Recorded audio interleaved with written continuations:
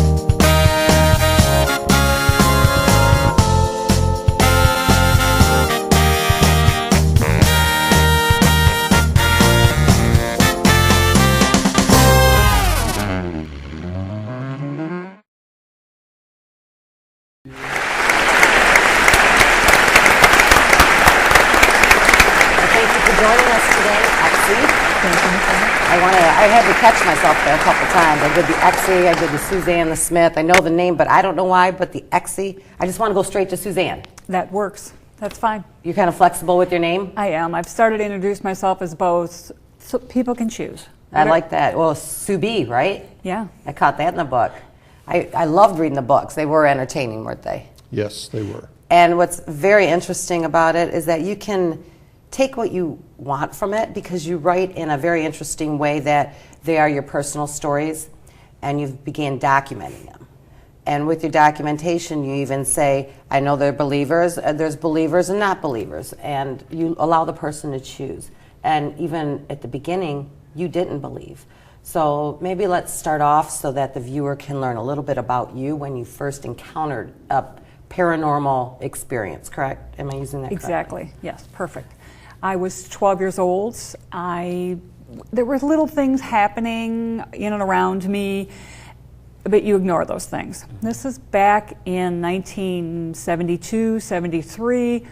You didn't talk about this stuff. It didn't exist. Not unless you're at Woodstock or your parents were, I'm sure. Right? And even then, you were doing the Age of Aquarius, you were doing the astrology and talking about all of that, but it was still kind of a game thing, and it was just, tongue-in-cheek.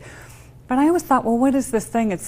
They called it women's intuition, so I was feeling that. You had a lot of it. I had a lot of that, and I didn't appreciate how much I had.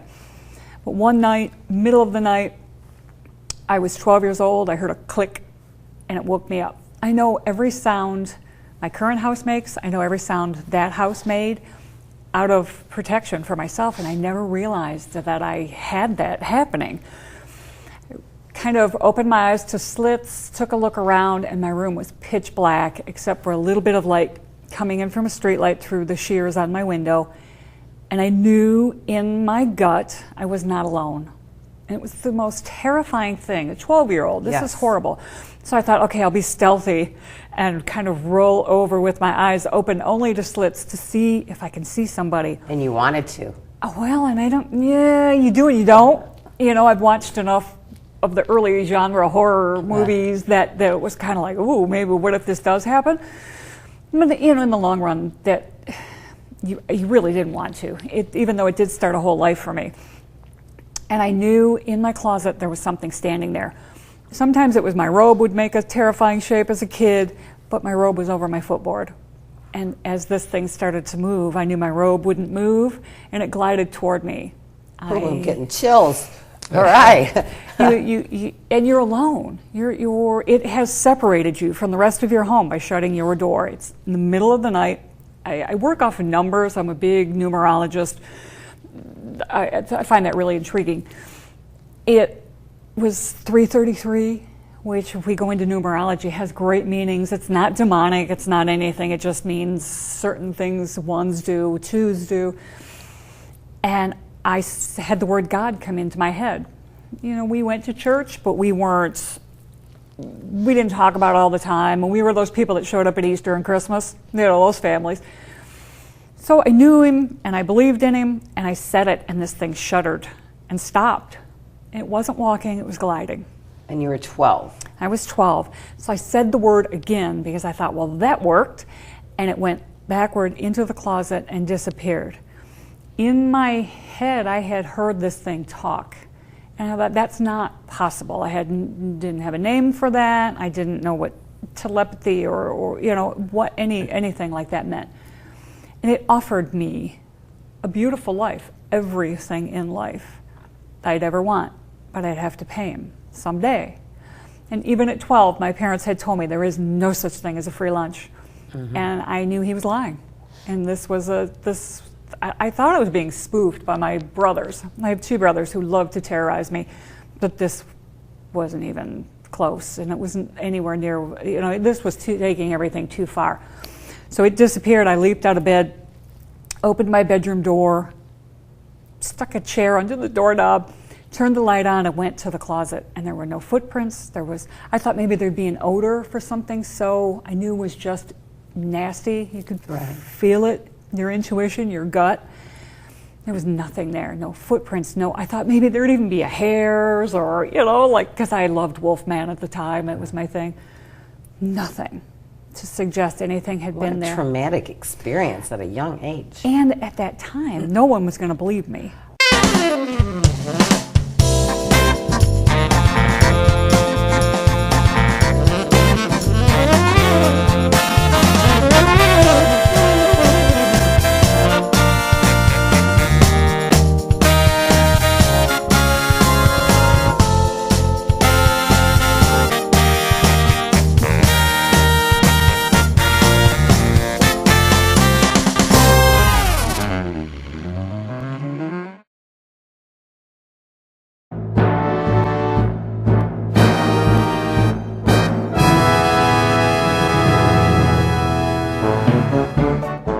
James isn't the world's greatest kid, but then again, he's not the worst either. In fact, he's just average. When he decides to become the most average kid who ever lived, James is mysteriously transported into another world called the Realm of Possibilities, where he meets a talking goat named Mayor Culpa, who happens to be a scapegoat. Mayor Culpa informs him that the former king of average, King Norman the Unexceptional, has disappeared, and they need a new king immediately to take his place. He has to go on a quest to find out what happened to King Norman, and is joined on this quest by a professional optimist named Monsieur Roger, who has in his pocket a grouchy companion, an equally professional pessimist named Killjoy. Together they set out on a journey of self-discovery that take them all the way from the Sea of Doubt to Mount Impossible, the highest peak in the unattainable mountain. There he stumbles upon a Shangri-La called Epiphany, and that's where James discovers the secret about who he really is. Join James and his friends in this hilarious adventure-packed journey to find self-worth in this heartfelt middle-grade novel, The King of Average.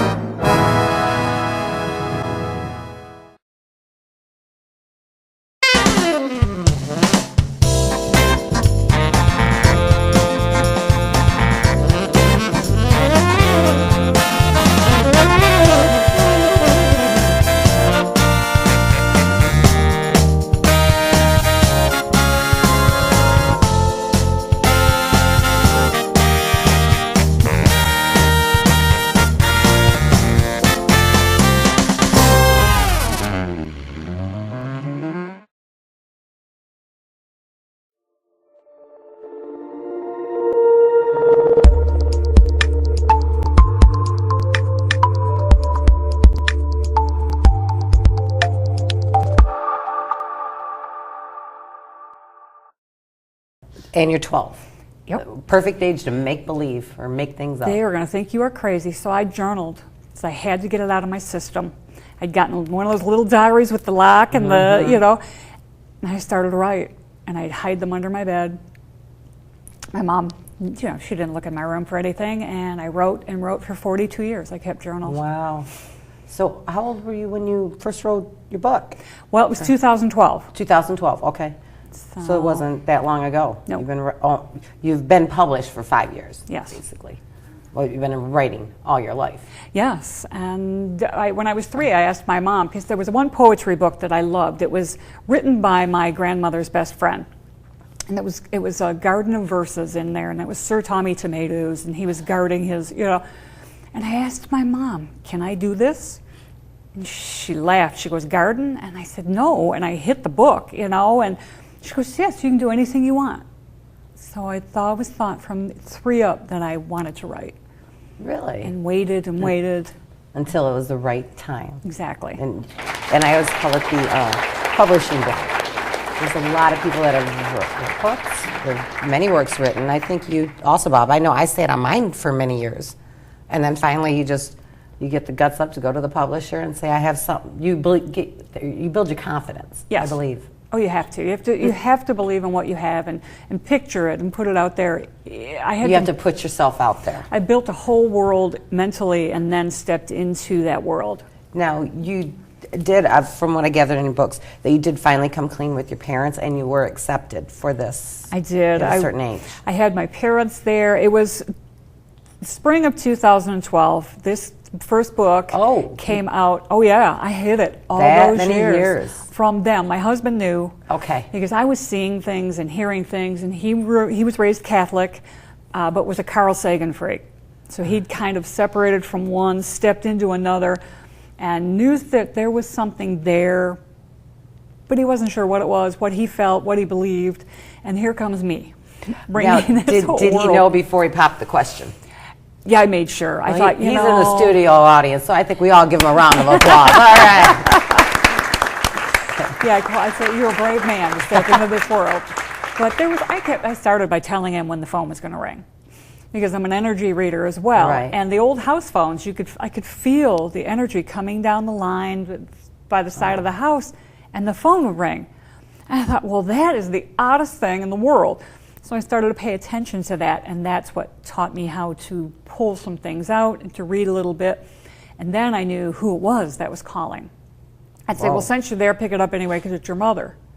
And he'd laugh. He's like, that's really fun. That's a good parlor trick.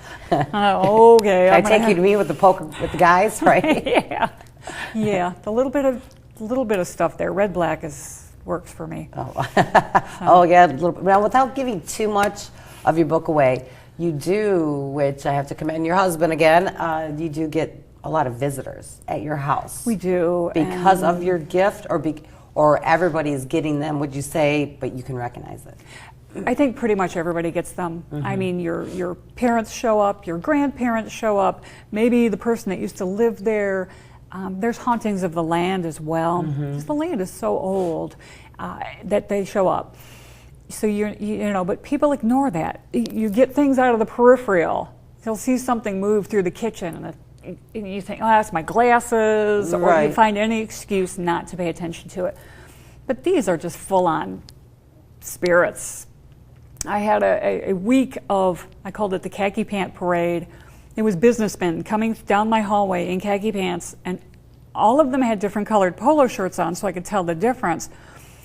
But I couldn't figure out what was going on, why they were there. And I mean, I'd be in the bathroom, door open because I'm home alone, and there they go. And it's like, excuse me? Yeah, it's awkward. Yeah, and a couple of them I found out had died on the busy road out in front of our house. Oh. And just they knew I was there, so they came in. So that you see them, or warrant them, or send them home, or? Well, at that age, at that stage, I just simply kicked them out. Mm-hmm. I didn't offer to send them home. I didn't know that would probably have been a really good thing to do, to offer up. Right. Leave it up to them. But you're able to control your spirits. As most people can, or is it? Most people can. You just have to own it. Okay. You really have to be serious about it. You can't have a spirit in your home and say, I'd really like you to leave. Well, no. Right. Sometimes you have to get a little more down to earth with it and be strong. You have to be strong, and especially if it comes in and it's not a very nice spirit or demonic. How do you know? Eventually you do know. They have great intentions at first. They want to love you, and they want to be there, and they want to be a part of you, and then next thing you know, they are a part of you. They start to do things, and it's like a living being. You know whether they're good or bad. Actions, deeds, and words. Interesting. Very interesting. Do you see the aura in most people? That's something new for me, and I started to block a little bit of that, but you guys are great. Yours is a beautiful lime green, which is wonderful, and yours is gold without that golden orange that's behind you.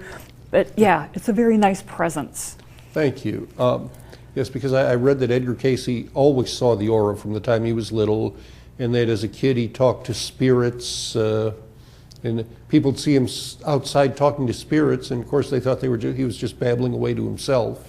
Yeah, and I hid that whole life because I didn't want to go through that. And it's interesting. I've heard it said before that children can see spirits naturally, like under 3, that they're more prevalent to, because they I guess they don't ward anything off in life. They haven't been taught to not believe that. We teach subliminally in body language and word to a lot of people. You don't want to believe that, or ghosts are for real. It's Halloween. Don't be scared. Yeah, it's taught through religion or school or just the parental beliefs, grandparents' beliefs. Right. You know, that's, we don't go there, we don't do that, or I get a lot of parents that come to me. I've given away my first book so many times to parents that don't see what their 6-year-old, 8-year-old is seeing. Oh. And do we believe them? And I'm like, what? You raised them. You raised them to be honest. You're being honest. Read this, and then you'll know. And I get emails and thank yous by the dozens. And that fills my heart. That's my amazing. purpose, to help them understand. I don't want a family to go through, or a child to go through what I went through.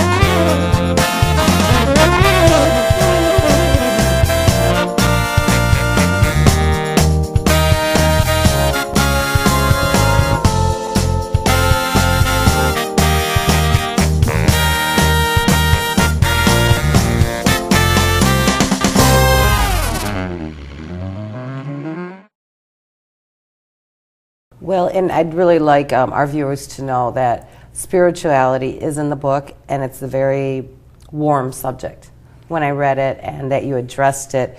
And you can also read it if you don't have a religious belief.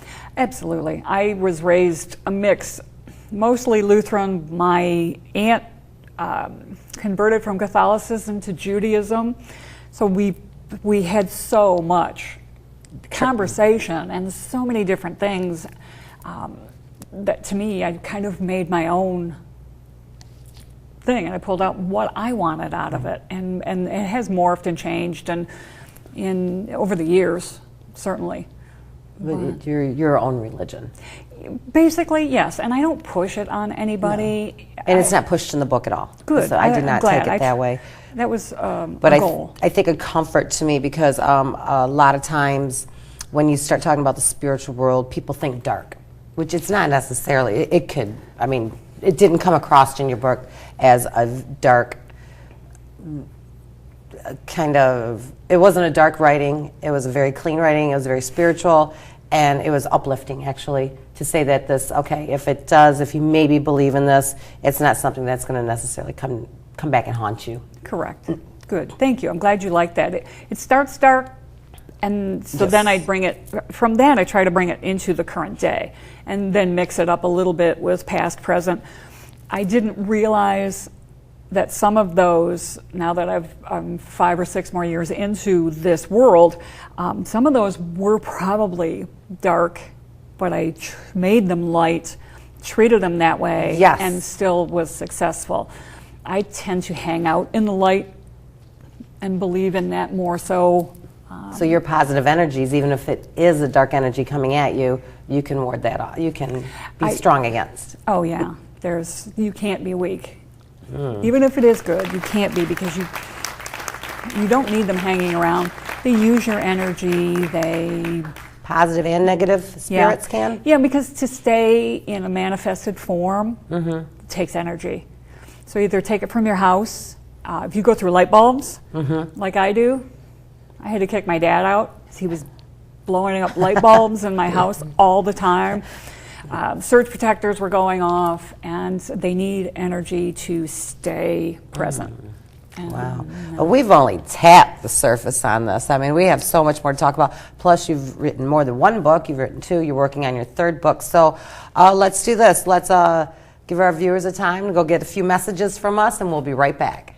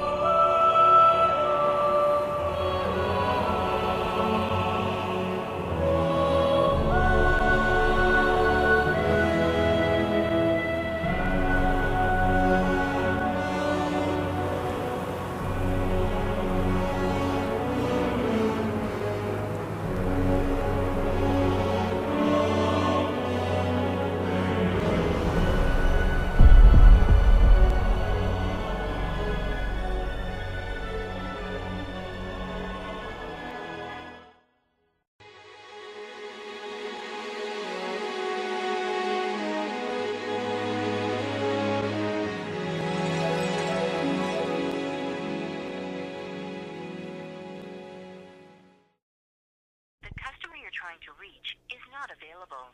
Please call back 19T2. The customer you're trying to reach is not available. Please call back. Data transfer complete. The world has turned against this. They have not done it. Oh my God. There has been...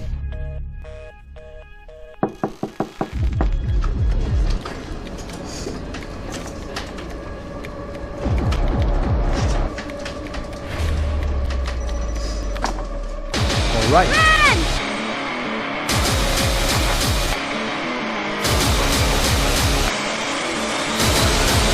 Forgive me, Father, for I have sinned.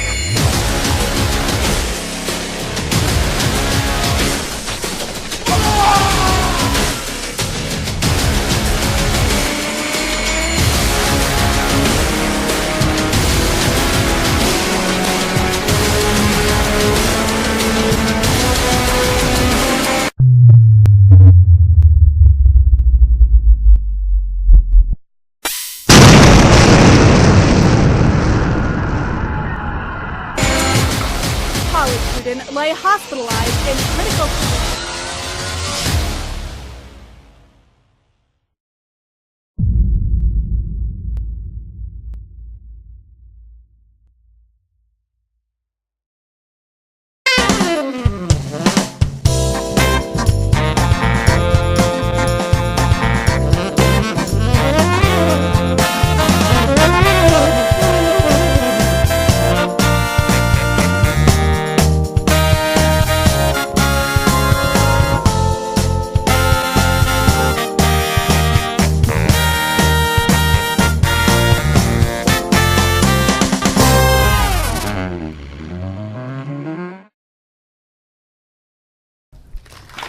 Thank you for joining us on APN TV Media. Thank you for coming back for your Author Publisher Network. I'm Michelle. This is Exie Susanne Smith.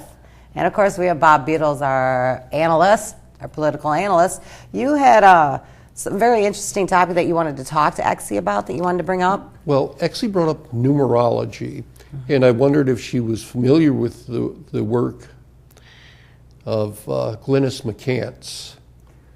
No, not yet, but I will be. Well, she writes online. You see her online, and she'll write this number, if you add, for instance, the day you were born, plus the month, plus the year, whatever that number is, that's your life path. I've had my numbers read. Okay. A good friend of mine does that, and it's crazy. It is so... It writes your life, and it talks about you succinctly. I was floored. Is that as you are now or as pertaining to your future? Both. Is that what you were talking about? Is that the exact same theory? Like I was born on the 16th, so that's a 7, so that means something. Then you add the year to that, or you add the month to that, and it should give you, for me it's a 9, and then you add the year, and that gives me a 4, so that gives me all my numbers. So you look that up. Also, you can add in the time you were born. That makes it a little, let's say, a little clearer if you know the time too. Kind of like astrology. It takes you down. Right. Well, that is the way they figure out astrology. Now, do you have to be a medium to do that, or is it just a standardized numbers? This is what it means. It's a numerical. Well, you can look it up numerically if you know. You can look it up and say, okay, I should be doing this, or this is what should be good at according to these numbers, and things like that. A lot of them are intuitives. They have abilities. They have a very strong gut. We'll put it that way. Yeah. And then they know things, they can feel things, and that's part of what drew them to being a numerologist. So, it all kind of goes hand in hand and plays together. And since you've come out with your book and you've decided to release this part of yourself to the public, you ran into a lot of people. You've met a lot of people along the way that I've learned, through your book, that opened your eyes, I would have to say, to your gift. Oh my gosh, yes. People come to you when they're supposed to.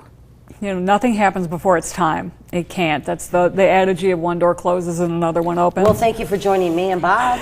Thank you. Appreciate that. I appreciate it very, very much. This is terrific.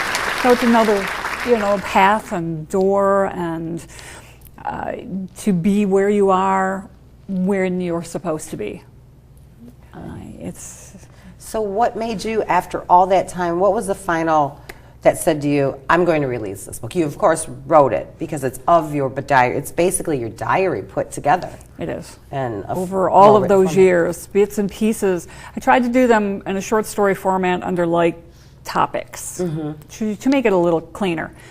My husband and a girlfriend of mine, who is a language arts master's and a librarian, and they were both, you need to do this, you need to do this. Oh my gosh, I drug my feet because it's, to go where you've never gone is really tough. It's like working out. It's your least favorite exercise is what you really need to work on. And that was that. I needed to work on that, and I needed to get it out there. People were waiting. The universe kept showing me that. It kept dropping things in my lap. You need to do this. I'd find out about author events. I never knew anything about author events at libraries. Boom, here's one. It's like, okay. So it took me about 4 years to finally... To really work on making it published. Yes. I kept editing it, and they were like, all right already, stop. It's like knitting. Take that last row back out and keep re-knitting it. So they pushed me out the door. Good. And are you glad? Oh, I can't look back and see anything the same in the last, especially 2 years. It's been a massive, wonderful greeting. And when was your second book released? That came out in 15. Okay, so 2 years ago. Yeah. In the fall, it'll be 2 years, and now you're working on your third. Yes, and that will be out in the fall as well. So momentum has started. Yeah. Good. Yeah, and because the fourth book is pushing, which will be, I keep hearing it's a spiritual book. It's a spiritual book, so it'll be about that end of my new universe. Oh. So it will still bring in the spirits and ghosts, which are two different things, but through my communications and my communications only, and what I've learned from other people and the people that I now mentor gladly,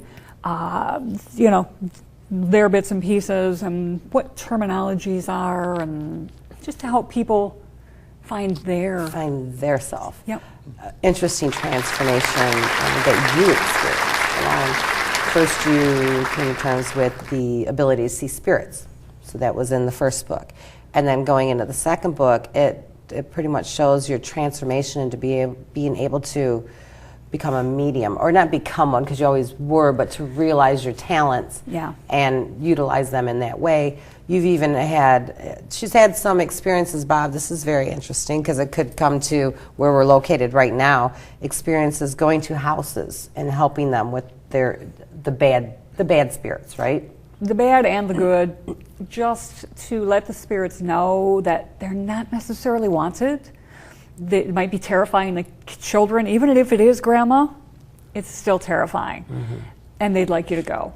And sometimes grandma's not leaving. Doesn't want to go. Yeah. So you have to set parameters with the spirit, and you educate the family. I guess that's an educational, is it good for the spirits to go, even if you don't want them to?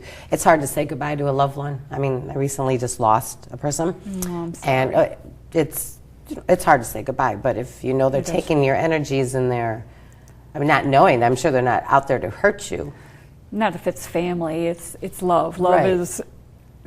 Love never dies. It just transcends and continues, goes with the soul. But in turn, you love the spirit, so are they better off going to the higher place too?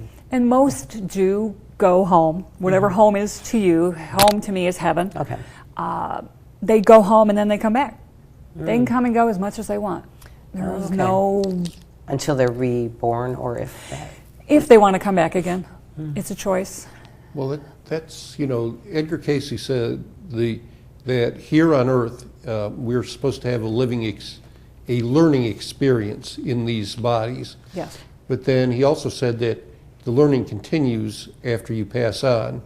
And when he gave a lecture, he said the lecture hall was always full, but sometimes it was partially living people and partially ghosts who were there to learn something. So sounds like about what you were saying. I love him. I love Edgar Cayce. It is a lot of his teachings that I follow and I've picked up and I own. I look at everything and I hear everything that everybody has to say because it's all knowledge and you take it in, you glean what you want and push out what you're not ready for or is just totally way off track for you. But that's it exactly. For me, my teachings were that when our soul goes home, they go back through every second of every minute, hour, day, week, year of their entire life with their spirit guide who has stayed there and waited for them and guided them here, and with their God, whoever that might be. And it's, they go through it. But in the meantime, they can come back and they visit. It's up to them if they have learned enough. This is the fast path down here. You learn fast. It's a hard place to be.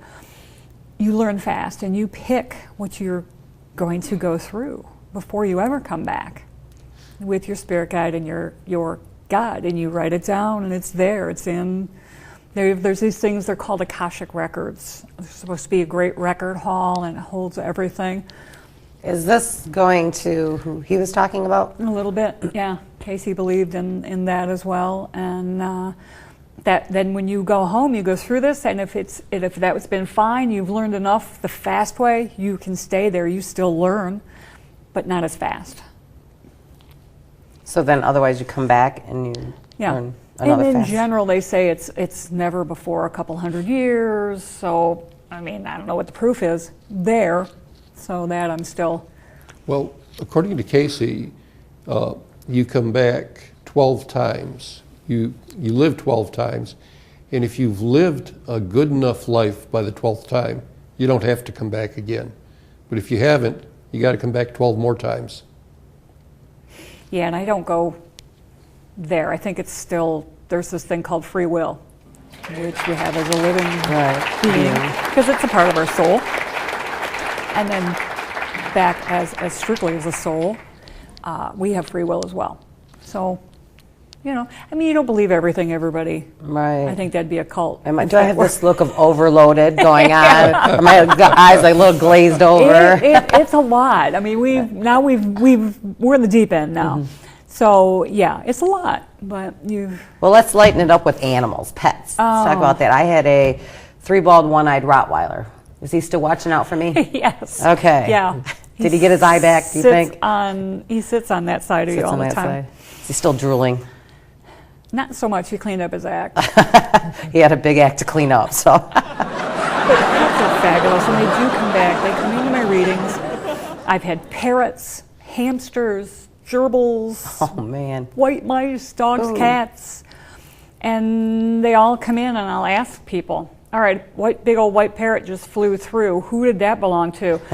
And it will pick in my readings a lot of times. I say, okay, just land it on your great aunt. And this woman started to cry and laugh at the same time. She goes, that was my twin aunts, and they had a big old, I forgot what kind of parrot it was, white, funny. And it had the kind with the head, the top knot. Cockatail or something. And she said that thing was the rowdiest bird. And I said, well, it went to the rowdy aunt. She goes, how did you know that? Well, that's said funny. She was the drinker. So everything comes out. If you want a reading, you get what you get. I don't talk about death, though, as far as premonitions. I won't go there. I don't think that's giving somebody a timeline. Yeah, I don't want one. I'm not giving one. Right. That's fair. Fair enough. I'm not sure I'd want to know mine. No. Right? That could change a lot of things. Mm-hmm. So let's go with here. This building I heard was built like in the 20s. And I was just wondering if you picked up any vibes. It's a very male space. It's a very male building. I see a lot of men standing around. Is there one on my lap? No, sorry. They're standing. There's a few back there, and they're just studying. They're very mind-oriented and thinkers. So I'm not sure what they are, but they're wearing... The studio audience is starting to squirm, though. They're wearing... but they're wearing dark clothes. Some of them, they have like hospital, like doctor gowns, but they're black down to about here. Oh. You know, so the lab coats kind of a thing. That may be. I did hear that this was a mechanic. Bob? Yes, it was. This was a place where mechanics worked. They did mechanical work on automobiles. This was a type of lab, I guess, or a teaching facility for some type of automotive shop, something like that. So they would have worn protective coats like that.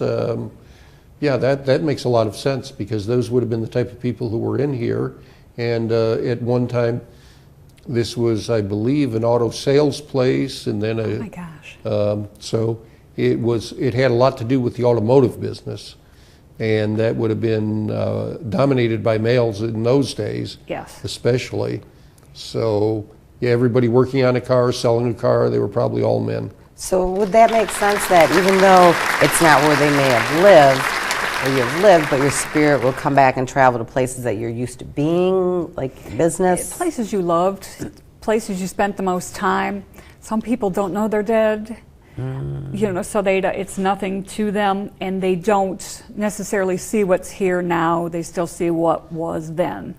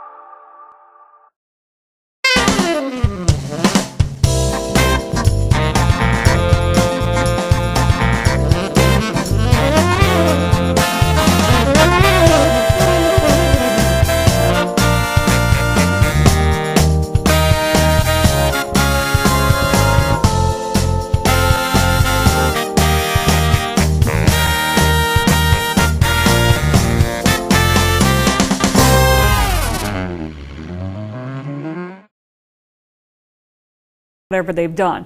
Whether they walk from here and then over to here, they'll continue to do that forever, as long as that energy stays in that space. Wow. I had heard, read, don't know, that spirits 3 feet from, was it 3 feet from the ground that they don't go, or is there an energy level that is, I guess, secure from? It's a vibrational thing. They vibrate at a higher level, so they are higher. It took me years to figure out why I never saw a spirit from the knees down. There was nothing, and they'd float on through, and I just, you know, why? Shoes are there? Why aren't What's you your shoes today? I know, I mean, see, come on, it's honey. such a girl thing too, because I'm always like, I'd like to see your shoes. So, and they wouldn't, and as I've come through this and listened, I learned about vibrational levels and how many there are, and that theirs is at such a higher rate.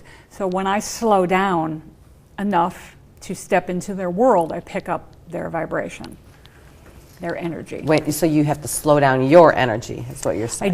I do. I kind of, it's so hard to explain, but you just listen and you see. If you ever have a daydream and you picture something out, that's exactly what I see. It's like a little movie that plays or a little image. I used to have to do all my readings with my eyes closed, and it played like I was at a drive-in. Okay.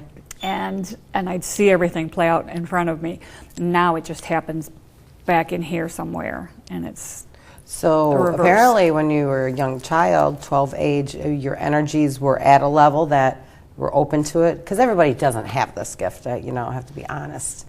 I think, you know, that there are people that don't. I used to think everybody's got it, but not everybody taps into it. You know, I think there are some people that simply do not, and there are a lot of people that do not want it. I understand that, and I have no qualms with that. And if you don't, then you just keep it shut, and you're fine. My husband wants no part of that. Well, you have enough. For both of us.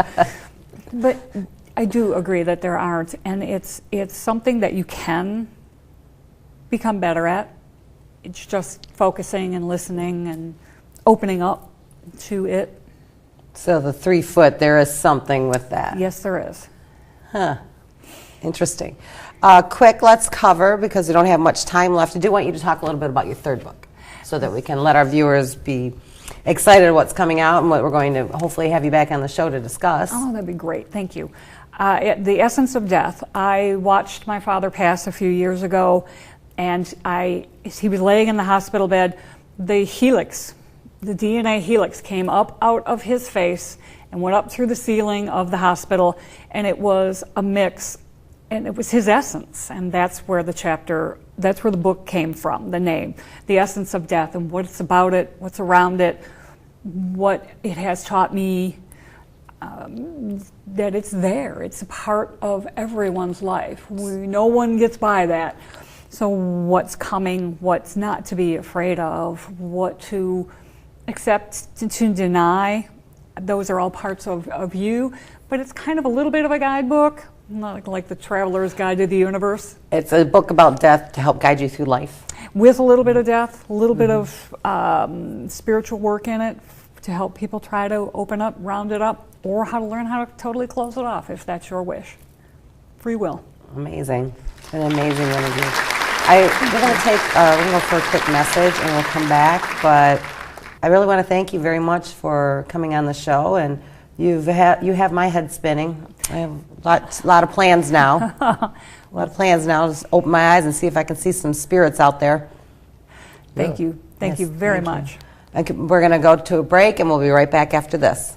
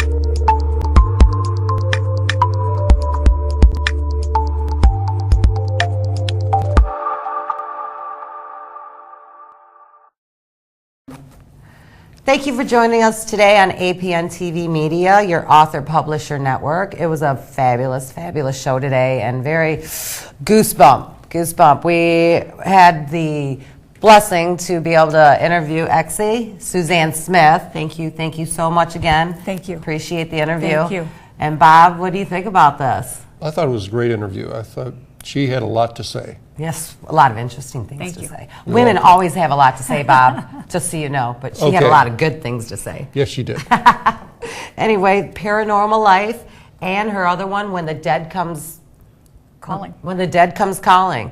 Excellent read, and it'll actually take you to a different level and make you think of life in a different perspective. Until next time, thank you for joining us once again. Good night.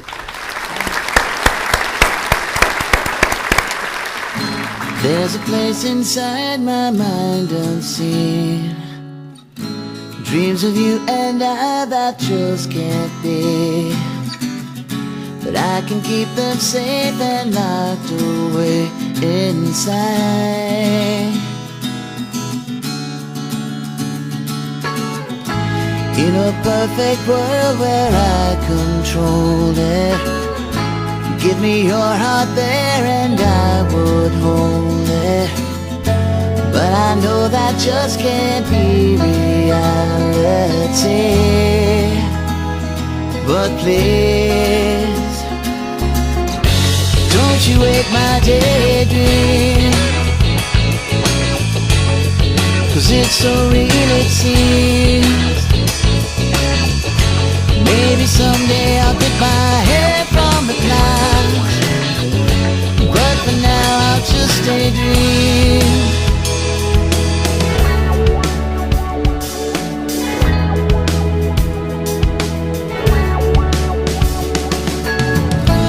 If you said to jump, then I will do it. Right into the fire and walk straight through it. If you knew, I bet that's just what you would say. I guess the only thing for me to do is never let you know just how I'm feeling, 'cause I don't want to know if you don't feel the same. It's a shame. Don't you wake my daydream, 'cause it's so real it seems. Maybe someday I'll get my head from the clouds, but for now I'll just daydream. Daydream. Daydream.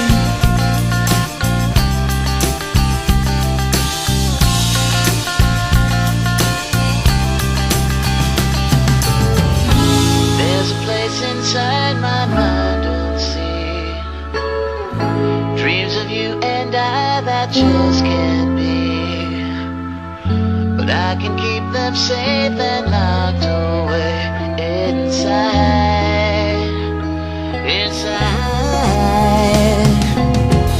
But don't you wake my daydream.